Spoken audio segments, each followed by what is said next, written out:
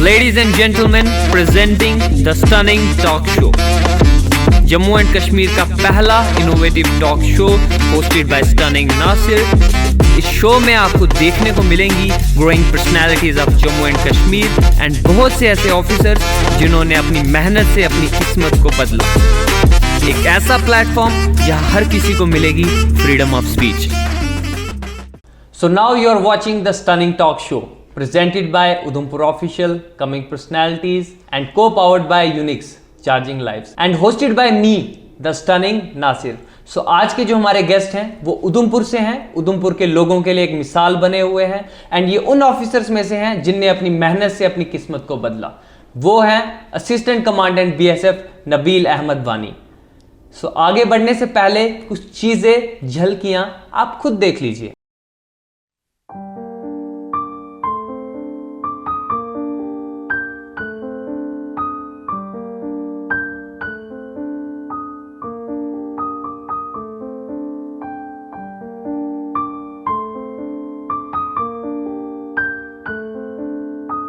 Welcome sir. Thank you so much Nasir. Sir मैं welcome करता हूं आपका हमारे स्टनिंग टॉक शो में एंड मैं बहुत खुश नसीब हूं कि मैं अपने स्टनिंग टॉक शो की जर्नी आप जैसी पर्सनैलिटी के साथ शुरू करने जा रहा हूं। मैं बहुत ग्रेटफुल हूं कि आप लोगों ने अपने पहले एपिसोड के लिए मुझे चुना and I am looking forward to have a great time with you all. कहते हैं कि माँ के पैरों के तले जन्नत होती है, तो उसी जन्नत से शुरू करते हैं। सर मैंने सुना है कि मम्मी जी से आज भी आपको चप्पलों से मार पड़ती है, क्या ये सही है? हाँ, बट मतलब कभी कभी जब मैं ज़्यादा गलत करता हूँ तो पहले भी पढ़ती थी, अभी भी पढ़ती है, ऐसा कोई चेंज नहीं है। अच्छा, क्या उन चप्पलों का कुछ असर है आप पे? आज आप असिस्टेंट कमांडेंट हैं। ऑब्वियसली असर है, क्योंकि मुझे लगता है कि मैं चाहे जो मर्जी बन जाऊँ, वो गेट के बाहर है मेरा रैंक, मेरे घर के गेट के बाहर जी। घर के अंदर मैं उनका बेटा हूँ और जहाँ भी गलत होऊंगा वो मुझे मार सकती है, वो कभी भी कुछ कर सकती है। और वो हर किसी के साथ ही होना चाहिए कि दे शुड अंडरस्टैंड के कुछ भी हो जाए हमारी माँ हमेशा माँ रहे। स्टार्टिंग से स्टार्ट करते हैं कि जब आप स्टार्टिंग में थे, मैंने सुना है कि आप बहुत ही पढ़ाकू टाइप के पर्सनैलिटी थे, क्या ये सही है? मैं बिल्कुल पढ़ाकू था और सिर्फ किताबों में घुसा रहता था। कोई गेम्स वगैरह खेलने का ना तो मुझे इंटरेस्ट था। और आई स्टिल रिमेंबर कि एक बार मैं क्रिकेट खेलने गया तो मेरी मदर ने मुझे बहुत मारा। तो मैं हमेशा से स्टूडियस किस्म का इंसान हूँ, ये बिल्कुल सच है। अच्छा सर, जब आप स्कूल में थे तब आपकी सर डेली रूटीन क्या थी? स्कूल में मेरा ये था कि मैं सुबह 3-4 बजे उठ जाता था, पढ़ता था, उसके बाद स्कूल जाना, वापस आना, होमवर्क करना, ट्यूशन जाना, अच्छा, वापस आना, हाफ एन आवर शायद मिलता था टीवी देखने के लिए। अच्छा। उस टाइम पे मुझे याद है लाइट्स के कट भी होते थे, तो लैंप से भी पढ़े हैं। तो जब आप ऐसे स्कूल से आते जाते, क्या आपने कभी वो 1 रुपये का गच्चे खाया है? 1 रुपये का गच्चा? मेरे टाइम पे वो 10 पैसे के चिंगम आते थे गोल वाले। अच्छा। तो 1 रुपये के 10 आते थे हमारे। तो that's great sir. So sir एक और मैं पूछना चाहता हूँ, जब आप मतलब स्कूल में थे, ये आपका आइडल उस वक्त कौन था? मुझे लगता है मैं जिस जनरेशन का था उस वक्त, मोस्ट ऑफ द बच्चों का भी और मेरा भी यही था कि हमारे टीचर्स हमारे आइडल रहते थे जी। उस टाइम पे हम अपने टीचर्स की रिस्पेक्ट बहुत ज़्यादा करते थे और उनको फॉलो करना, उन जैसा बनना ही हमारा ड्रीम होता था। तो मैं अपने टीचर्स को फॉलो करता। सर अब चलते हैं आपकी कॉलेज लाइफ की तरफ। सर कॉलेज लाइफ में क्या होता है ना, कॉलेज लाइफ में जब भी स्टूडेंट्स जाते हैं तो उनको ना पर लग जाते हैं, क्या आपको लगे थे? मुझे कोई पर नहीं लगे थे और आई थिंक पर लगते हैं अमीर लोगों के बच्चों को जी, या फिर वो लोग जो लोग पढ़ाई में फोकस नहीं करते उन लोगों को पर लगते हैं। हमारा तो बहुत सिंपल था कि हमें पढ़ना है, यहाँ से निकलना है, कुछ बनना है, तो पार लगने वाला ऐसा कुछ भी नहीं था। अच्छा सर, क्या होता है कि मैंने ना ये सुना था जब आप कॉलेज डेज में थे, आपको आप ही के दोस्तों ने रॉड से मारा था क्या ये इंसिडेंट सही है? आई थिंक ये पहली बार होगा कि किसी जगह पे ये पता होगा। ये मुझे लगता है नेशनल मीडिया में भी कभी पता नहीं होगा जी। हाँ, ये बिल्कुल सच है कि एक बार एक इंसिडेंट हुआ था, तब मुझे रॉड से मारा गया था जी। नॉट हेड इंजरी या समथिंग, बट हाँ मारा गया था मेरे ही दोस्तों ने। अच्छा। तो ये सच है। तो आगे में पूरे इंसिडेंट ये है कि जब आपको पूछा गया कि आपको मार पड़ी है या नहीं, तो आपने नहीं बताया कि, लेकिन क्या आप डर गए थे? डरता तो मैं किसी से भी नहीं, ये सब जानते हैं। मैं ना पहले डरता था ना अब डरता हूँ। आई थिंक बहुत मैं ज़्यादा नाम नहीं लेना चाहता और चीज़ें नहीं बोलता, बट एक सिंपल सी चीज़ थी कि हमारे ग्रुप में से कोई, हम में से किसी की सिस्टर को they were messaging and I find it inappropriate जी and I raise my voice. तो वो चीज़ जो है वो शायद किसी को गलत लगी, मैं आज भी वैसा ही मैं उसी पे स्टैंड करता हूँ जी। तो मेरे फ्रेंड्स ने मुझे मारा, बट आई थिंक जब सुबह मॉर्निंग में प्रिंसिपल ने मुझे पूछा, मैंने बोला कि नहीं मुझे नहीं मारा, इवन दो प्रिंसिपल सेट के आप एक बार नाम लो मैंने रेस्ट्रिक्ट कर दूंगा, वो मैं नहीं चाहता था। मेरे दोस्त जो मर्जी करें, पर ऐसा नहीं होना चाहिए कि मेरी वजह से उनकी लाइफ स्पॉइल हो, और इसी पे मैंने हमेशा रखा, और शायद यही कुछ असूल है मेरे जिनकी वजह से मैं लाइफ में आगे बढ़ रहा हूँ। जी सर, जैसे कि सारे कॉलेज के स्टूडेंट भी मेरे इस बात में मानेंगे कि हर किसी की ना सर कुछ खट्टी मीठी यादें होती हैं। अब खट्टी याद तो हमने कुछ सुन ली आपसे, क्या कोई ऐसी मीठी यादें हैं आपकी कॉलेज डेज की जो आप बताना चाहोगे, अगर हैं कुछ तो? आई थिंक बहुत सारी हैं, अपने दोस्तों के साथ घूमना फिरना या अपने दोस्तों के साथ कुछ चीज़ें एंजॉय करना, but I think the one of the best memories मेरी लाइफ की ये हैं। मुझे लगता है कि जब मैंने पहली बार कॉलेज में टॉप किया जी, पर किसी इंटरव्यू में सुना है कि कुछ आपने टीवी या एलईडी तोड़ी थी, क्या वो? हाँ, मतलब लोगों को ऐसा लगता होगा कि मैं बहुत पढ़ाकू हूँ तो मैं शरारती नहीं करता, बट मेरे अपने लोग बहुत अच्छे से जानते हैं कि मेरा दिमाग अभी भी बहुत शरारतियाँ करता। आई स्टिल रिमेंबर कि हमें रात को कुछ सूझ नहीं रहा था, तो मैंने अपने फ्रेंड को बोला कि टीवी तोड़ते हैं। तो मैंने पूरा प्लान आउट किया, मास्टर प्लानर मैं ही हूँ, हर चीज़ के प्लान मैं ही करता हूँ, अपने गैंग में भी और आई थिंक फोर्सेस में भी मैं प्लान करता हूँ जी। तो हमने पूरा सेटअप किया रात के 2 बजे जी। मैंने कहा मैं पढ़ता रहूँगा, लाइट ऑन रहेगी, मैं टॉपर हूँ, मुझ पर कोई शक नहीं करेगा। तो हमने पूरा एरिया देखा, उसके बाद मेरा दोस्त गया, उसने बीच गैलरी में से टीवी फेंका, तोड़ दिया और वो आके सो गया। जब सब लोग मेरे पास आए, तूने किसी को देखा? मुझ पे तो किसी को शक नहीं। मैंने बोला नहीं, बट आई थिंक हम बिट सिली थे, सबको फाइन पड़ा, बहुत ज़्यादा फाइन पड़ा। आपको ही पड़ा? हाँ, सबको पे करना पड़ा। अच्छा, टू वर्स्ट। सो कॉलेज में सर क्या, सर मैं एक और मैं बात आपसे जानना चाहूँगा सर, आपको पढ़ाई से मोहब्बत कैसे हुई? कॉलेज में जाके हुई या पहले से थी? मुझे ऐसा मेरी लाइफ का जो एक एम था, जो मुझे लगता है हर इंसान को था, जो भी लोअर मिडिल क्लास या बिलो पॉवर्टी लाइन या इन एक आम इंसान की तरह ज़िंदगी गुजारते, जो अपने स्टैंडर्ड को रेज करना चाहते हैं, उनको ये चीज़ पता है कि एक एजुकेशन ही एक ऐसी चीज़ है जो हमारा लिविंग स्टैंडर्ड को राइज कर सकती है, हमें सोसाइटी में इज्जत दिला सकती है जी। तो इसलिए मुझे लगता है मुझे किताबों से मोहब्बत है, और किताबों का एक चीज़ मैं कहूँगा कि किताबें ही एक ऐसी चीज़ हैं जो आपको कभी धोखा नहीं देंगी। बाकी people can change from time to time, but books will never let you down. Sir मेरा अगला सवाल ये है कि आपके वालिद साहब एंड अम्मी जान का क्या रोल रहा है आपकी स्टडीज़ में एंड आपकी लाइफ में? मैं जो भी हूँ सिर्फ अपने पेरेंट्स की वजह से हूँ। लोगों को लगता है मैंने बहुत मेहनत की है, वो मैं नहीं मानता। मैं मानता हूँ कि मेरे पेरेंट्स ने जो स्ट्रगल किए हैं, जो सेक्रीफाइसेस किए हैं, मैं उसकी वजह से हूँ। मैंने अपनी मदर को कभी नहीं देखा कि वो कोई वेडिंग्स अटेंड कर रही हैं ज़्यादा, या कहीं घूम रही है, शॉपिंग कर रही हैं, सामान ले रही हैं। क्यों?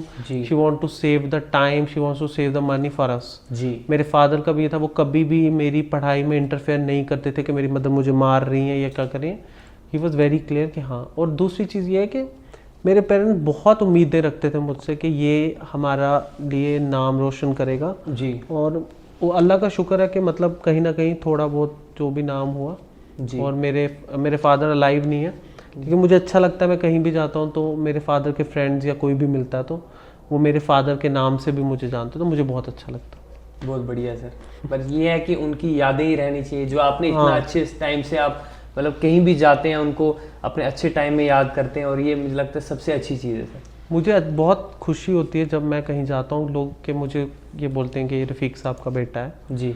तो मुझे बहुत ज़्यादा खुशी होती है कि मतलब मेरे फादर के नाम से मुझे पहचाना जा रहा है, और वो इस दुनिया में नहीं भी हैं, लेकिन एक चीज़ ये है कि मेरी वजह से उनका नाम जिंदा है, उनकी वजह से मैं दुनिया में हूँ।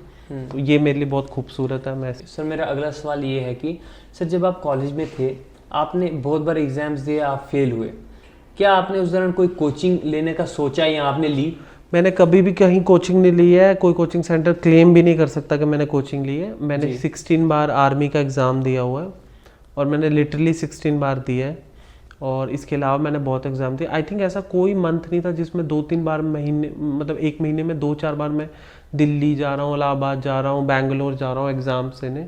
और आज मैं बच्चों को देखता हूँ कि वो एग्ज़ाम्स ही नहीं देते, एक आधा एग्ज़ाम दे दिया। तो you have to give more exams to get yourself involve and get yourself know about what is going on, किस तरह के क्वेश्चन आ रहे हैं, क्या हो रहा है। तो इट्स वेरी इंपॉर्टेंट। जो आपने 16 बार बोला आर्मी, क्या वो मुझे लगता है 14 बार आर्मी के दिए थे और 2 बार बीएसएफ के दिए थे ऐसे?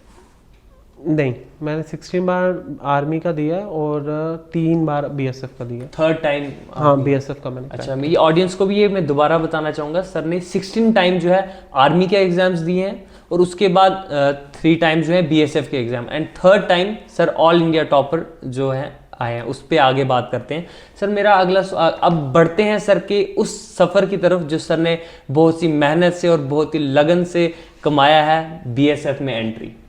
सर ये क्वेश्चन जो है ना मेरे सबसे फेवरेट अब आने वाले हैं, एंड जिसकी वजह से हम यहाँ पे बात कर रहे हैं और ऑडियंस भी बहुत लोग जाना है बीएसएफ में एंट्री कैसे हुई, आपको किसने मोटिवेट किया, क्या आपको आपके माइंड ने मोटिवेट किया, क्या आप हमारी भारतीय फौज से मोटिवेट हुए? बिकॉज सर आपने आर्मी के एग्जाम इतनी बार दिए, सो कहीं ना कहीं वो यूनिफॉर्म पहनने का जो सपना था या उसने मोटिवेट किया?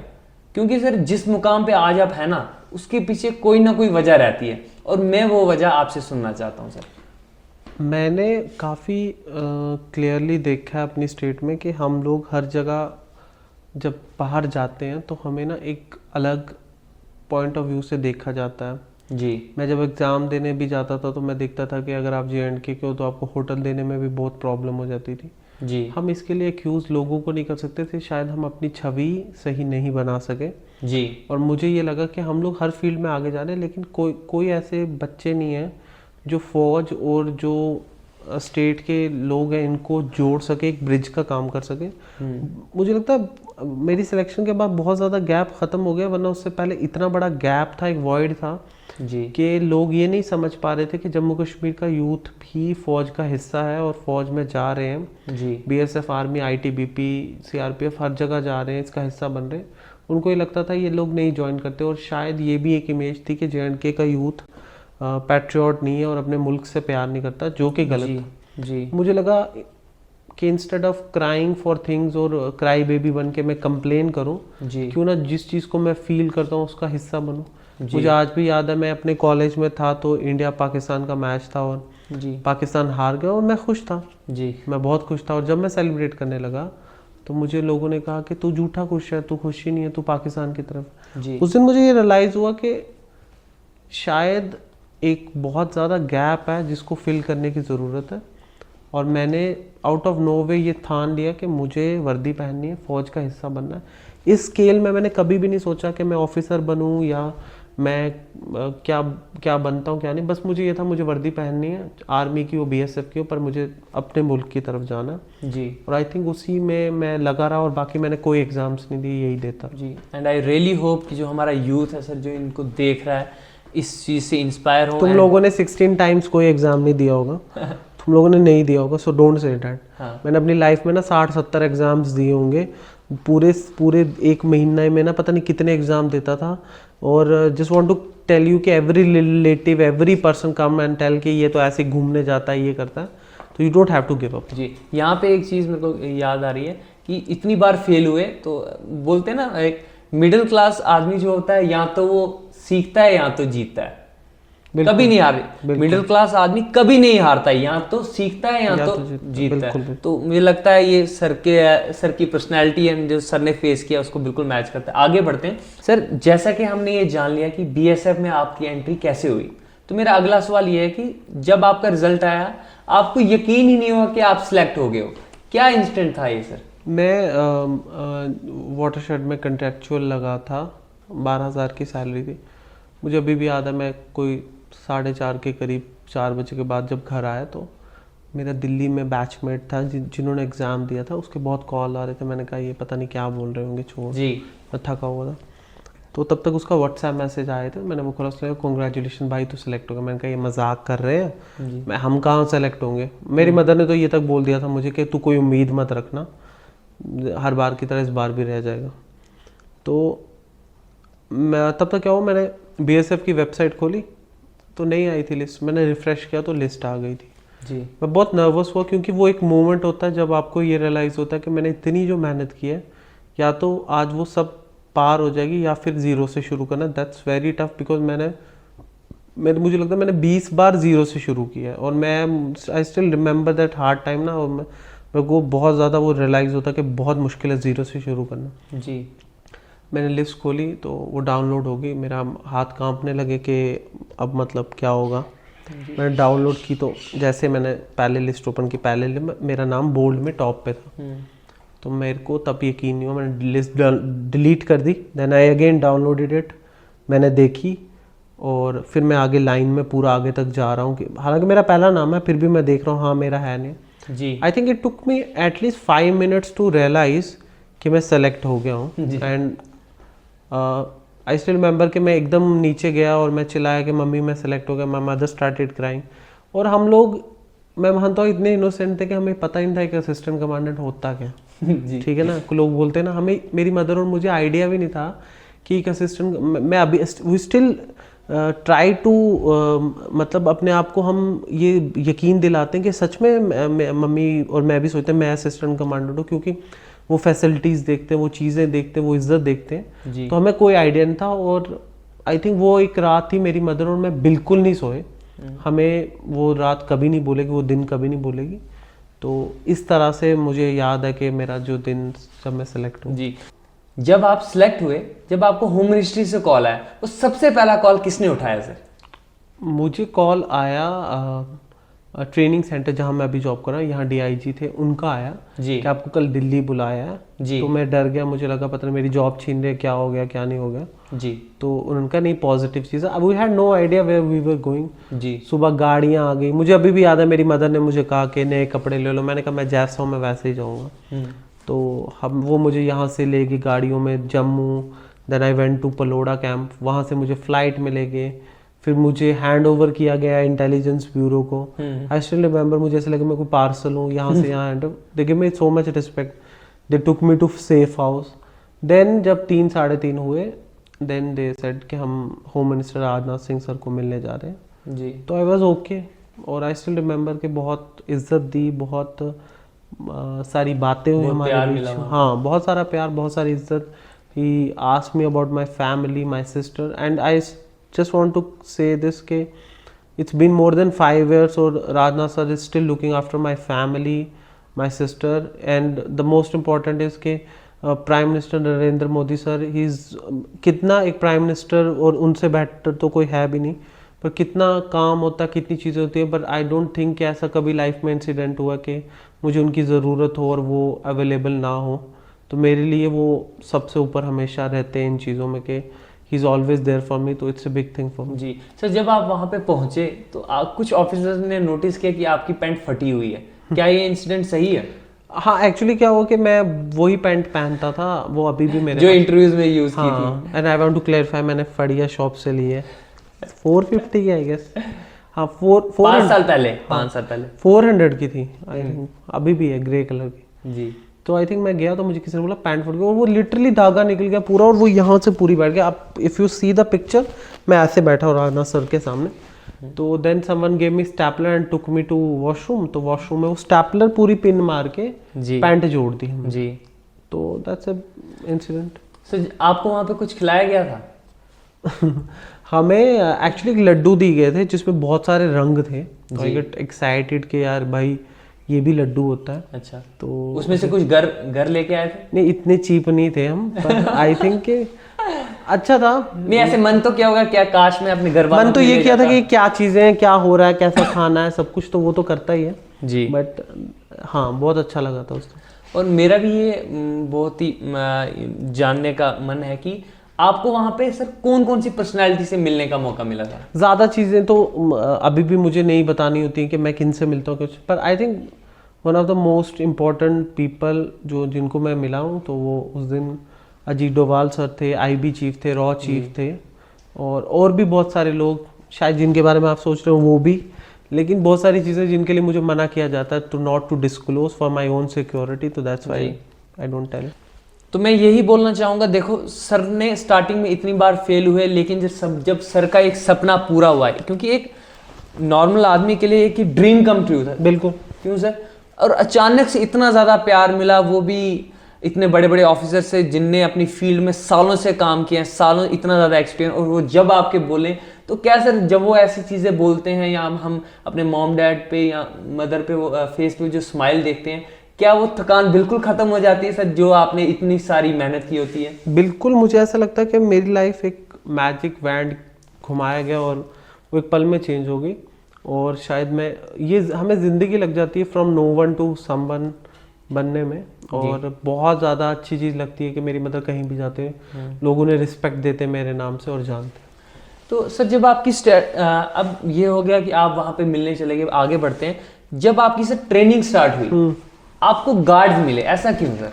मैं बीएसएफ की हिस्ट्री में पहला एक ऑफिसर हूँ जिसको गार्ड्स मिले। एट दैट टाइम मेरी सिस्टर पे और हम पे कुछ सिक्योरिटी सिनेरियोज थे which was intervened by Maneka Gandhi ma'am at that time. जी। वो मिनिस्ट्री में थी, she look after the security of my family, तो उसको कंसीडर करते हुए prime minister ordered a security for me. अच्छा। Which was too much in the academy यार, गार्ड लेके घूमना अकेडमी ट्रेनिंग करना टू मच, बट ठीक है। सर जब आपकी ऑडियंस भी ये जानना चाहती है, उनका भी बड़ा मन था कि जब आपकी ट्रेनिंग खत्म हुई, सबसे पहली पोस्टिंग आपकी कहाँ पे हुई? मुझे शिलोंग मिला, मेघालय का। अच्छा। Sector headquarter Shillong. तो कैसा माहौल था? क्योंकि एक नया, बहुत अच्छा, Shillong is very beautiful, Shillong is very different. Shillong का बॉर्डर बहुत एक्सट्रीम है, बहुत गर्म है, बहुत ह्यूमिडिटी है। बांग्लादेश को देखा, बांग्लादेश के लोगों को समझा, अपने लोगों को समझा, नया कल्चर देखा, नई चीज़ें देखी, अपने आप को समझा, अपनी पोस्ट को समझा। तो बहुत मुझे लगता है मुझे बहुत अच्छे लोग मिले जिन्होंने मुझे ग्रूम किया मेघालय में। तो मेरी लाइफ का वो बेस्ट टेन्योर मैं मानता हूँ।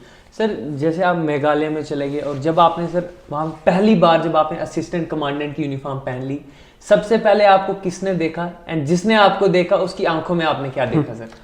आई थिंक मैंने जब सबसे पहले यूनिफॉर्म पहनी, मैंने अपनी मदर को वीडियो कॉल की, और वो और मेरी बहन निदा बहुत एक्साइटेड हुए जी, और they started crying also, I still remember. और उसके बाद मैंने पिक्चर्स अपलोड की और वो सोशल मीडिया पे वायरल हुई थी, because everyone was waiting at that time कि how it felt to wear. क्योंकि सर हर यूथ जो मेहनत कर रहा है ना, वो इस चीज़ से काफ़ी रिलेट करेगा, क्योंकि जो एक एक पल, एक एक सेकंड आपने मेहनत की है, वो सर रंग लाई। और आई थिंक हम सब लोग इसी चीज़ में लगते हैं कि हम जो भी मेहनत करें उसका फल हमें कब मिलेगा और वो मोमेंट हम कैसे जिएंगे, दैट्स वेरी इंपॉर्टेंट। जी सर, मेरा अगला सवाल ये है कि सर अब आप ऑफिसर्स हैं, आप पे बहुत सारी रिस्पॉन्सिबिलिटीज़ हैं, और मेन रिस्पॉन्सिबिलिटी ये है ट्रेनीज को ट्रेन करना। मेरा ये सवाल है कि, और ऑडियंस भी ये जानना चाहती है कि आप अपनी ट्रेनीज को क्या सिर्फ फिजिकली ट्रेन करते हैं या मेंटली भी ट्रेन करते हैं? हर तरह से ट्रेनीज को ट्रेन किया जाता है, फिजिकली, मेंटली। उनको हर तरह से खुश भी रखा जाता है, उनको हर तरह से मैं कहूँगा रगड़ा भी दिया जाता है, उनको ट्रेनिंग में हार्ड टाइम भी दिखाया जाता है। उसके अलावा उन्हें गेम्स खिलाना, एक दूसरे से उनका बॉडी पेयर बनाना, हर तरह से उनको हम तैयार रखते हैं। नए ड्रोन्स की जो चीज़ चल रही है आजकल, उससे भी उनको वाकिफ़ किया है हमने। हर तरह से उनको तैयार रखते हैं, तभी देश आज सेफ हाथों में है, बीएसएफ के हाथ। और मैंने सुना था कि वहाँ पे कुछ थिएटर्स भी स्टार्ट किए गए उनके एंटरटेनमेंट के लिए कुछ। यस, हमने ओपन थिएटर शुरू किया है जिसमें हम हर वीक उनको एक बार मूवी दिखाते हैं जी, और इंस्पिरेशनल मूवीज और समथिंग लाइक दैट जी। तो that's a good initiative from our side. Okay, बहुत अच्छा इनिशिएटिव है, क्योंकि जो हमारे जो जवान हैं उनको फिजिकली तो ट्रेन किया जाता है, मेंटली भी ट्रेन करना बहुत इंपॉर्टेंट है, क्योंकि जब ये एक्टिविटीज़ करते हैं, क्योंकि उनका जो स्ट्रेस है उसको रिलीज करना भी बहुत इंपॉर्टेंट है। सर अगला सवाल ये है कि जब आप शिलोंग से वापस आए और आपको पता चला कि आपकी पोस्टिंग आपके ही शहर उधमपुर में हुई है, जहाँ के गलियों में आप घूमे हो, और आप उन्हीं गलियों से अब आप यूनिफॉर्म में पहन के निकलेंगे, तो क्या फीलिंग थी, कैसा एक्सपीरियंस था सर वो? मैं बहुत एक्साइटेड था, क्योंकि बहुत रेयरेस्ट ये चीज़ है कि आप जिस सिटी में बचपन से पैदा होके बड़े हुए हो, स्ट्रगल किया, उसी में आपको ऑफिसर बन के उसी में कमांड करने का मौका मिले। और it's almost been 4 years of my service in Udhampur, और आई थिंक ये मेरे बेस्ट डेज रहे जहाँ मैं अपने लोगों के बीच सर्व कर सका, अपने लोगों के बीच मुझे कमांड करने का मौका मिला जी। तो one of the best time है मेरी लाइफ का जी। I also got married so उसके लिए भी कंग्रेचुलेशन। एंड अभी तो आप मतलब मैं फादर बनने वाला हूँ तो उसके लिए आप लोग मुझे उसके लिए भी हमारी एंड ऑडियंस की तरफ से ऑल्दो मैं बहुत मुबारक है आपको। ऑल्दो मैं बहुत लोगों का फादर हूँ बहुत मामलों में, so but I am going be actual father. Okay, अगले सवाल की तरफ बढ़ते हैं सर। अप्रोक्सीमेटली अभी टिल आज की जो डेट है आपको 5 साल 3 महीने अप्रोक्सीमेटली हो चुके हैं सर।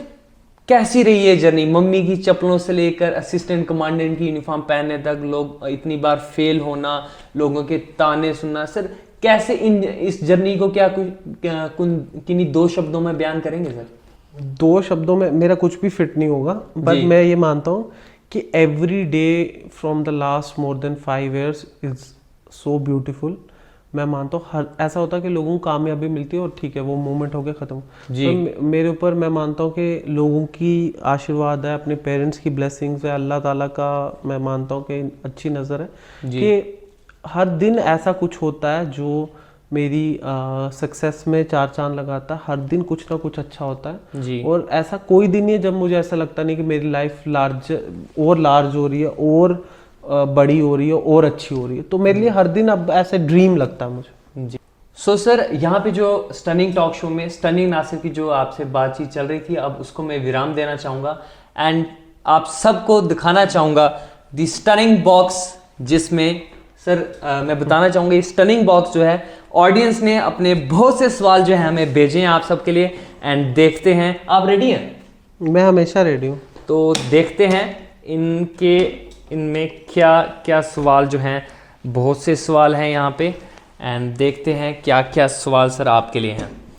सो सर यहाँ पे बहुत ज़्यादा लग रहा है सर ये सवाल नहीं, ये तो इल्ज़ाम है सर। तो ठीक है वो तो एवरीडे। पहला इल्ज़ाम आप पे लगा है कि जब आपने इनिशियल डेज थे तो आपने स्नैपडील से 200 रुपए की चीज मंगाकर उसको सर 600 रुपए में बेचा है, क्या ये सही है? मैंने बिल्कुल स्नैपडील से बिजनेस किया, पर 200 का 600 नहीं, पर 200 का 300 किया होगा जी। और मैंने बिल्कुल पैसे कमाए और मेहनत से कमाए and I am proud of it. तो हाँ मैंने बिजनेस किया है क्योंकि मुझे पैसों की ज़रूरत थी। ओके सर, अगला क्वेश्चन जो ऑडियंस की तरफ से वो ये आया कि सर आप इतनी बार फेल हुए, अप्रोक्सीमेटली 14 to 16 बार आप आर्मी में फेल हुए, 2 बार बीएसएफ में फेल हुए एंड 3rd टाइम जब आपने बीएसएफ का एग्जाम दिया डायरेक्ट एयर 1 सर, क्या आपको ऐसी इंटरनल मोटिवेशन मिली या विजन आपने देख लिया कि आप डायरेक्ट सर एयर? मुझे लगता था मैं लास्ट में आ जाऊँ, that would be more than enough. तो ऐसा कुछ भी नहीं है कि मैं ऑल इंडिया टॉप करना चाहता था और आई स्टिल रिमेंबर कि हमें पता भी नहीं था कि होता कैसे है। So nothing like that. Everyone who is watching this today ना, एक चीज समझ लो भाई, सब कोई पैटर्न को फॉलो मत करो। तुम अपनी किस्मत अपने हाथ से लिखोगे। So don't follow anyone. जी। मुझे लोगों ने बहुत कुछ सुनाया था, बहुत कुछ समझाया था, तू फौज में नहीं जा सकता, तू ये नहीं कर सकता, तू वो नहीं कर सकता, तू यहाँ कमजोर है। आज वो सब लोग घर में बैठ के मुझे टीवी पे देखते हैं। सो don't follow people. Okay, so follow your dreams और ड्रीम्स सच होते हैं। बिल्कुल सच होते हैं। तो अगला सवाल ये है कि ऑडियंस का भी है और मेरे को भी लगता है मुझे इस सवाल का जवाब पता होना चाहिए। Favourite content creator of Jammu and Kashmir? Jammu and Kashmir से कौन सा आपका? मुझे रक्षम का कंटेंट बहुत पसंद है। सर रक्षिन शर्मा पोलाडॉन? बिल्कुल मेरे को उसका कंटेंट बहुत पसंद है और आई थिंक वो बहुत सही तरीके से ग्रो करा, कुछ भी लाइन क्रॉस नहीं करता। Otherwise there are lot of things going on. Content का मतलब है कुछ रियल करना, कंटेंट का मतलब है कुछ ऐसा करना जो हमने नहीं देखा but within the line. जी। सो गाने जो ऑलरेडी हमने टीवी पे देखे हैं, पिक्चराइजेशन, उस पे रील्स डालना is not a content.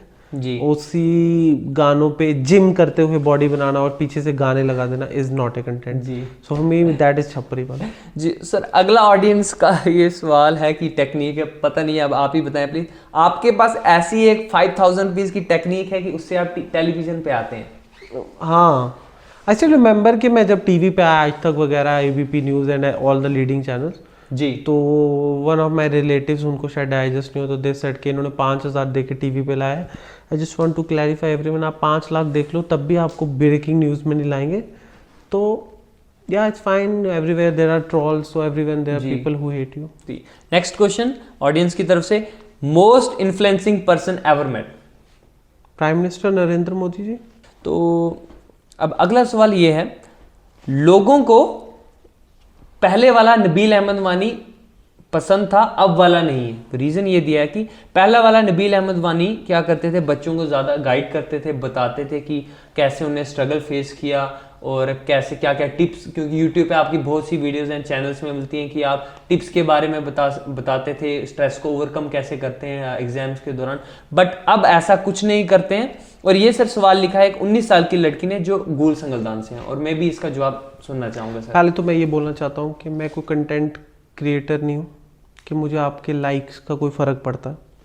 You don't like me, I don't care, because I am here for a job to save my nation, so I am working for my nation. जब मैं अपनी duty पे गलत काम करूँगा या सही नहीं करूँगा तो I will get it back from my seniors. Second thing is कि मैं चाहता था कि मैं बच्चों को गाइडेंस दूँ, मैं उन्हें क्लासेस दूँ, which was turn down by ministry considering the security.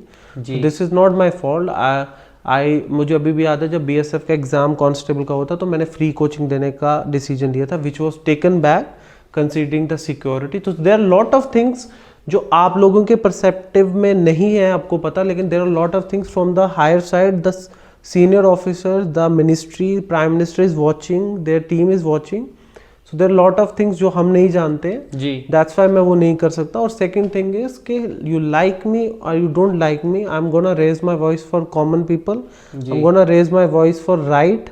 And मेरा कोई पैटर्न नहीं है, मुझे कोई फ़र्क नहीं पड़ता, आप फॉलो करो अनफॉलो करो, मुझे कोई फ़र्क नहीं पड़ता। आई am gonna be the way I am, that's why I am staying from the last 5.5 years, so I am gonna be the way I am. और मुझे पता है कि मैं एक आम इंसान की आवाज़ बन रहा हूँ, आम इंसान के इश्यूज को उठा रहा हूँ और सही डायरेक्शन में उठा रहा हूँ। ऑडियंस का अगला सवाल ये है कि सर उन बच्चों के लिए आप क्या बोलना चाहोगे जिनके मन में ना सर सुसाइडल थॉट्स आते हैं? लाइक देखो, हम ना पहले बहुत सुनते थे कि उस स्टेट में सुसाइड हो रहा है, उस डिस्ट्रिक्ट में हो रहा है, और अब आप जहाँ से आप हैं उधमपुर डिस्ट्रिक्ट, वहाँ पे भी बच्चे कुछ सुसाइड करें। उन जिनके में भी थॉट्स आते हैं ये सुसाइडल थॉट्स, उनके लिए आप क्या बोलना चाहोगे? मैं सबको बोलना चाहता हूँ कि इट वॉज 2012 दिसंबर की बात है, जब मेरे साथ भी कुछ ऐसा ही मुझे बुली किया गया, तो मैंने डिसाइड कर लिया कि मैं 31 दिसंबर को सुसाइड कर लूँगा। और आई वॉज वेरी श्योर कि अब मैं सुसाइड कर लूँगा, मैं जी नहीं सकता, मुझे बहुत बुली किया जा रहा है कॉलेज में।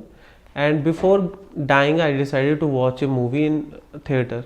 तो मैंने ना एक मूवी देखी शाहिद कपूर की, चांस पे डांस जी। पूरी मूवी में शाहिद कपूर की इतनी बैंड बजती है और वो तब भी हार नहीं खाता और एंड में वो सुपरस्टार बनता।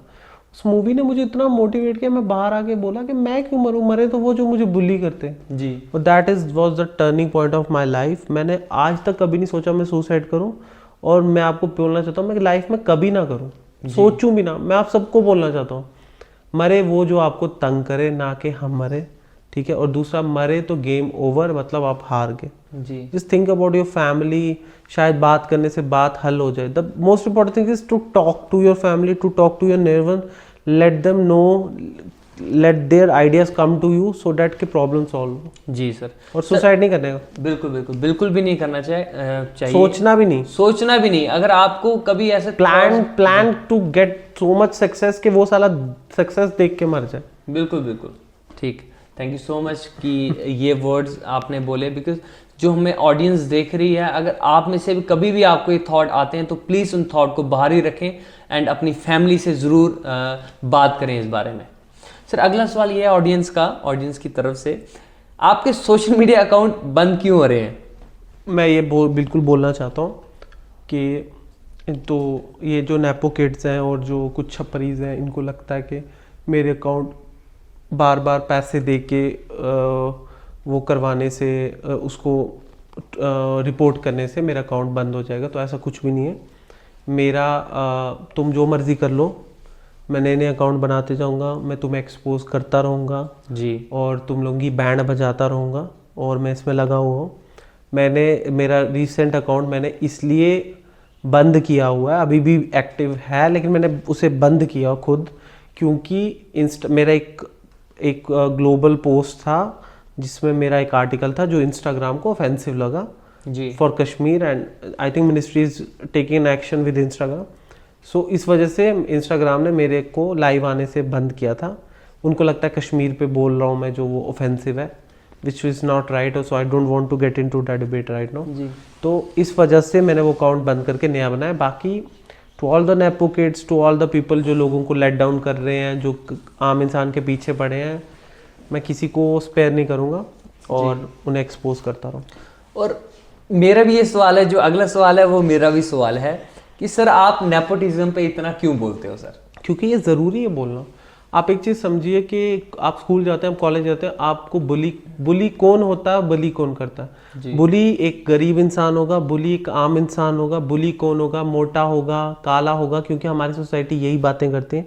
और बुली करने वाले में कॉमन फीचर्स क्या होंगे? वो अमीर बाप का बेटा या बेटी होगा, वो नेपो प्रोडक्ट होगा. वो बुली इसलिए करते हैं, उससे अथॉरिटी लगती है कि क्या होगा, मुझे स्कूल वाले निकाल नहीं सकते, मुझे कॉलेज वाले निकाल नहीं सकते, मुझे निकाल देंगे तो मैं पैसे के दम पे दूसरी जगह चला जाऊंगा. और एक आम इंसान ही सोचेगा कि यही मेरा सब कुछ जी. सो मैं अपनी वॉइस हमेशा रेज की और इस चीज़ पे मैं हमेशा रहूँगा कि आप देखो जिम में जाते हैं ना, आजकल हम देखता हूँ, मैं जिम में जाता हूँ तो वो जो छपरी अपने पापा के पैसों पे पलने वाली परियां और जो वो नेपो किड्स हैं, वो लोग एडिडास के महंगे महंगे कपड़े पहन के उन बेचारों को जो एक बहुत पैसे जोड़ के जिम में आया है उसको दिखाएंगे. अरे भैया तुम्हारा एडिडास से ना वो जो फेक एडिडास बनाया है उसने पहना ना, वो मच बेटर है क्योंकि वो अपनी मेहनत से है. Second thing, gym is to work out not to show off your dad's money. So stop doing that. मैं आम इंसान को मौका ज़रूर दूंगा कि वो उठे और अपनी मेहनत से आगे बढ़े, और मेरा पुश उन्हीं की तरफ है. किसी तरह की हरासमेंट, किसी तरह का किसी को नीचा दिखाना, चाहे वो कास्ट पे हो, पैसे पे हो या किसी भी चीज़ पे हो, वो मैं बर्दाश्त नहीं करूंगा. और इसीलिए मैं वॉइस रेज करता हूँ कि जो लोग नहीं बोल सकते ना, उनको लगे कोई तो है जो हमारे लिए बोल रहा है. जी बिल्कुल. सर अगला सवाल ये है, ये कुछ एस्पिरेंट्स का है, BSF एंड CISF के जो एस्पिरेंट्स हैं उनका ये कहना है कि जो BSF, हम जो एस्पिरेंट्स हैं BSF और CISF के जो एस्पिरेंट्स रोड पे हैं, उनके लिए आप कुछ क्यों नहीं बोलते? मैंने बहुत बार बोला, आप मेरा सोशल मीडिया खोले, जितने न्यूज़ चैनल्स हैं, मैं नाम नहीं लेना चाहता, लीडिंग J&K के, उनके हर पेजेस पे मैंने लिखा है और मैंने उनको क्लियर कट चीज़ें बताई. मेरे कमेंट्स डिलीट किए गए, मेरे कमेंट्स को हाइड किया गया. शायद कुछ लोग नहीं चाहते सच बाहर आए. सच सिंपल है. एक रिक्रूटमेंट हुई जिसमें एक फिक्स नंबर ऑफ पोस्ट थी जी. उसमें मेरिट पे वो फिक्स नंबर ऑफ कैंडिडेट्स लिए गए. अब फॉल्स होप देने का कोई मतलब नहीं बनता. सेकंड थिंग, मैं सब यूथ को कहना चाहता हूँ, मैं आपके साथ खड़ा हूँ. हम और डिमांड करेंगे वैकेंसीज की प्राइम मिनिस्टर नरेंद्र मोदी जी को, और वो करेंगे. लेकिन उस भर्ती के में बच्चों की ट्रेनिंग ऑलमोस्ट ख़त्म होने वाली है और 2-4 दिन में उनका पास आउट हो जाएंगे. सो ऐसी कोई पॉलिसी नहीं जिसमें आपको उस रिक्रूटमेंट में ज्वाइन कराया जाए. सो इन फॉल्स ट्रैप में ना पड़े, बल्कि मैं आपके साथ खड़ा हूँ. हम अपील करेंगे प्राइम मिनिस्टर को कि वो कम से कम 2-4 हज़ार वैकेंसीज J&K में और दें. उसमें मैं आपके साथ खड़ा हूँ. पर ये चीज़ में जो नहीं हो सकती, that's why I am saying कि ये नहीं होगा. ओके. सो आई होप जो BSF CISF के एस्पिरेंट्स ने जिन्हें क्वेश्चन हमें सेंड किए थे, भेजे थे, होप उनको इसका जवाब जो है मिल गया होगा. एंड अगर फिर भी आपको कोई और सवाल होगा तो BSF वानी सर की जो इंस्टाग्राम ID है, आप उनको वहाँ पे DM मैंने अपना मोबाइल नंबर भी ड्रॉप कर दिया, तो you can call me also. बिल्कुल बिल्कुल. तो आप, क्योंकि मैंने भी हमेशा देखा है, नबील भैया हमेशा ट्राई करते हैं कि अगर आपकी क्वेरी जो है मतलब रिलायबल है, मतलब यहाँ कोई सही है, तो वो उसका रिस्पांस ज़रूर देते हैं और उसमें हमेशा बेस्ट देते हैं. तो अगर कोई क्वेरी आपकी रहती है या कुछ पूछना चाहते हैं तो आप प्लीज़ उनके इंस्टा पे DM कर सकते हैं. सर अगला सवाल उनका ये है कि जैसे कि हमें पता है कि आपने बचपन में कोई स्पोर्ट्स नहीं खेला. बिल्कुल. ये कोई आपका खास है, मुझे लगता है इतना पता है. आपने कोई स्पोर्ट्स नहीं खेला, तो आपके लिए ट्रेनिंग डेज कितने टफ रहे? बहुत वर्स्ट यार. I am not gonna play anything, but I think मेरे बैचमेट बहुत अच्छे थे. उन्होंने मुझे बहुत सारी गेम्स सिखाई. फुटबॉल हो गया, ठीक है, वॉलीबॉल सिखाया जी, और अब मैं अच्छा खेलता हूँ जी. तो मुझे लगता है कि ट्रेनिंग मेरी लाइफ का बेस्ट पार्ट था, जब मुझे खुद की स्ट्रेंथ पता लगी. जी, मतलब आपको काफ़ी ज़्यादा मोटिवेट हुए उस बहुत टाइम ज़्यादा. पे मेरे माय बैचमेट जो थे, मेरे बैचमेट, उन्होंने मेरी बहुत हेल्प की. और आई थिंक मुझे भी ये था कि मुझे अपने बैच में टॉप करना है और बेस्ट बनना है, और आई थिंक वो मैं सक्सेसफुल हुआ. ऑडियंस की तरफ से सर लास्ट कुछ क्वेश्चंस. आप कौन से स्कूल से पढ़े हैं? मैं little high secondary school Udhampur से पढ़ा हूँ जी। और 12th में आपकी क्या परसेंटेज? 75%। ओके, ऑडियंस की तरफ numbers don't matter, so don't जी, गो फॉर दैट बिल्कुल। ट्रैप। तो ऑडियंस की तरफ का जो लास्ट क्वेश्चन वो ये है कि आपके लिए अचीवमेंट क्या है? मेरे लिए अचीवमेंट ये है कि आपके माँ बाप को आपके नाम से जाना जाए और रिस्पेक्ट दी जाए, वो अचीवमेंट है जी। मेरे लिए। वो अचीवमेंट है कि जब आपके रिश्तेदार, आपके फ्रेंड्स जो हैं जी। वो आपका नाम आपके पीठ पीछे लें लोगों के लिए सामने कि हम उसको जानते हैं, वो हमारा अपना है, वो हमारा दोस्त है, टू गेट द रिस्पेक्ट। मेरे लिए अचीवमेंट ये है कि कोई आम इंसान भी आपके पास आए और उसे उम्मीद हो कि ये मेरी मदद करेगा, वो अचीवमेंट है। और मेरी नज़र में वो हर चीज़ अचीवमेंट है जिसके लिए आप जेन्युइनली हार्ड वर्क करते हो, जेन्युइनली कोशिश करते हो। देखो, हर चीज़ का फल उसी वक्त नहीं मिलेगा, मैं बार बार बोल रहा हूँ, लेकिन आपने जितनी भी लाइफ में मेहनत की ना उसका एक ना एक दिन हर चीज़ का फल कहीं ना कहीं मिलेगा। That's the way of life. Thank you so much. So ये थे आप सब की जो ऑडियंस की तरफ से जवाब, एंड आई रियली होप आप सर के आंसर से संतुष्ट होंगे। लेकिन अगर फिर भी कोई क्वेश्चन रहता है तो नीचे कमेंट सेक्शन में आप कर सकते हो या सर को पर्सनली डीएम कर सकते हो। आप मुझे कर दीजिए, क्योंकि फिर मैं आपके सारे सवालों का जवाब देने सीजन 2 में आ जाऊंगा। जी जी बिल्कुल। एंड वी होप सीजन 2 जब होगा एंड हम सर को जरूर बुलाएंगे। एंड सीजन 2 वो बाद में बताएंगे कहाँ हो, क्या पता बाहर हो, बहुत बड़ी जगह पे। तो लास्ट में स्टनिंग नासिर की तरफ से आपको लास्ट के 2 सवाल होंगे, बिकॉज सर हमारा जो स्टनिंग टॉक शो है ना, हमारे शो का मोटिव यही है कि लोग आप जैसी पर्सनैलिटी से की बातें सुने, आपसे रूबरू हों, कहीं ना कहीं आपसे इंस्पायर हों, और जो उनके जो गोल्स हैं उस पर उनको अचीव करने में उसमें आसानी हो। तो लास्ट के मेरे जो 2 सवाल हैं उसमें से पहला सवाल ये है, सर क्या टिप्स देना चाहोगे आप उन एस्पिरेंट्स को जो इस एग्जाम्स के लिए प्रिपरेशन कर रहे हैं? पहले तो मैं बोल रहा हूँ कि syllabus is the key, syllabus पे जाओ। Second thing is don't fall for the trap of coaching institute. हर इंसान का अपना माइंड है, अपना पैटर्न है जी। अपने तरीके से लगो, खुद पे रहम मत खाओ, खुद को पैम्पर मत करो जी। Till the day you get success, तब तक अपने आप को पैम्पर करो। मैंने 4 साल वेट किया है, सोशल मीडिया पे एक वर्ड भी नहीं लिखा। 4 साल वेट किया है कि वो दिन कब आएगा जब मैं सोशल मीडिया पे लिखूंगा कि मुझे 3 स्टार्स लग गए और मैं ऑफिसर बन गया। Every day I waited for that day. तो अपने लाइफ के ड्रीम्स पे गिव अप मत करो, लोगों की मत सुनो, खुद की सुनो। जो तुम्हें लगता तुम पा सकते हो, किसी की मत सुनो, और प्लीज सोशल मीडिया कम करो। Okay, that's great sir. और मतलब मेरे को ये बात आ रही है कि सर ने 4 साल बिल्कुल यूज नहीं किया, लेकिन उसका बाद मैंने डबल ट्रिपल अब शुरू कर दिया। बिल्कुल। तो मेरा दूसरा सवाल ये है सर, जिस मुकाम पे आज आप हैं, इस मुकाम पे पहुंचने के लिए क्या सिर्फ मेहनत काम आती है या ऊपर वाले की इबादत भी काम आती है? मैं मानता हूँ कि मेरा ऊपर वाले से बहुत स्ट्रॉन्ग कनेक्शन है, जो बहुत कम लोगों को पता है। और बहुत ज़रूरी है कि मेहनत के साथ माँ बाप की दुआ और एक साफ नीयत और ऊपर वाले से कनेक्शन, ये बहुत ज़रूरी चीज़ है जी। Otherwise you won't be a successful person in life. Sir हमारे शो की ना एक टैग लाइन है, फ्रीडम ऑफ स्पीच। क्या ऐसा कोई मैसेज जो आप हमारी ऑडियंस तक पहुंचाना चाहते हैं, या आपका जो लोग उनको सुनना चाहिए? बिकॉज हमारे शो की एक टैग लाइन है फ्रीडम ऑफ स्पीच। तो आपको ये मौका है कि कोई भी मैसेज अगर आप कुछ देना चाहते हैं तो आप ऑडियंस को दे सकते हैं। मैं सब लोगों को जो मुझे देख रहे हैं, मैं उनको ये कहना चाह रहा हूँ कि मैं आपके लिए 24/7 अवेलेबल हूँ। आपके किसी भी तरह का इशू, चाहे वो पुलिस को लेके, एडमिनिस्ट्रेशन को लेके, जॉब्स को लेके, अपनी कोई डोमेस्टिक इश्यूज़ को लेके, पेंशन को लेके, road connectivity, water supply, electricity, किसी भी तरह का इशू, ये मत सोचो मैं बीएसएफ में हूँ। मैं आपकी वॉइस ना प्राइम मिनिस्टर तक ले जाऊँगा, पर सही तरीके से, पॉजिटिव वे में। सेकेंड थिंग इज़ कि हर वो इंसान जो मुझे सुन रहा है वो एक चीज़ समझ ले कि मैं हर वो इंसान के साथ खड़ा हूँ जो अपनी लाइफ को बदलना चाहता है, पॉजिटिविटी में लेना चाहता है। और हम सब लोग एक ड्रीम देखेंगे कि हम अपने JNK को नंबर 1 स्टेट बनाएंगे हर पॉजिटिव चीज़ में। एक वक्त आना चाहिए 10 साल बाद जब JNK का हर बच्चा हमको पूरी कंट्री की टॉप पोजीशन पर दिखे, पॉजिटिविटी में दिखे, अपनी स्टेट जो है टॉप करे हर चीज़ में, टूरिज्म में, इंफ्रास्ट्रक्चर में, जॉब्स में, कोई बंदा बेरोजगार ना हो।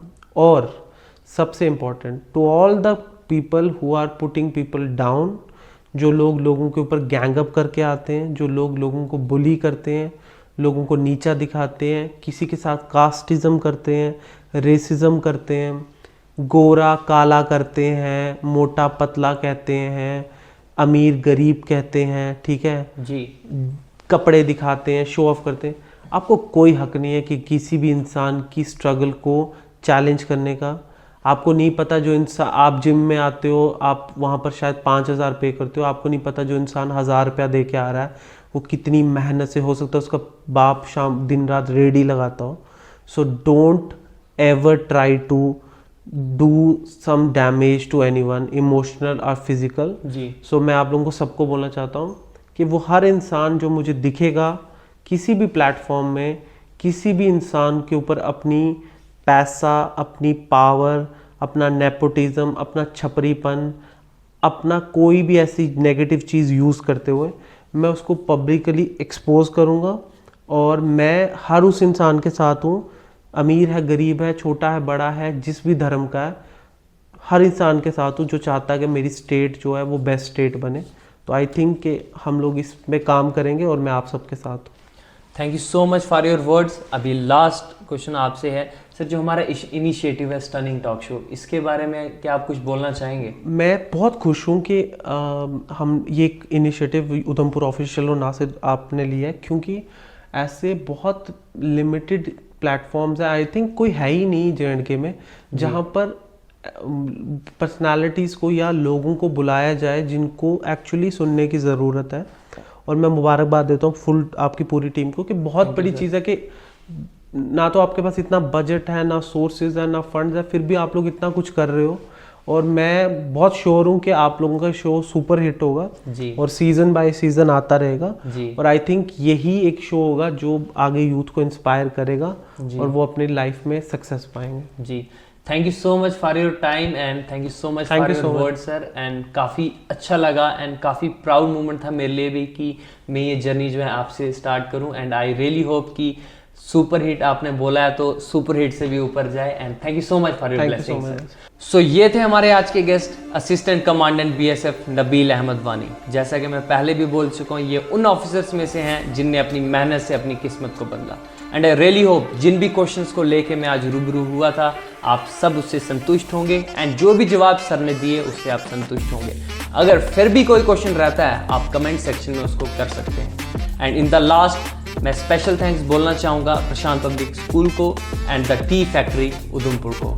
सो मिलते हैं नेक्स्ट एपिसोड में, बहुत जल्द आएगा। एंड अगर आप नेक्स्ट एपिसोड में किसी भी पर्सनैलिटी को देखना चाहते हैं, उसका नेम आप कमेंट सेक्शन में लिख सकते हैं या हमें पर्सनली DM कर सकते हैं। सो जब तक नेक्स्ट एपिसोड आता है, अपना ख्याल रखें एंड प्यार बरसाते रहें हमें ऐसे जैसा दे रहे हैं। और thank you so much for watching this show.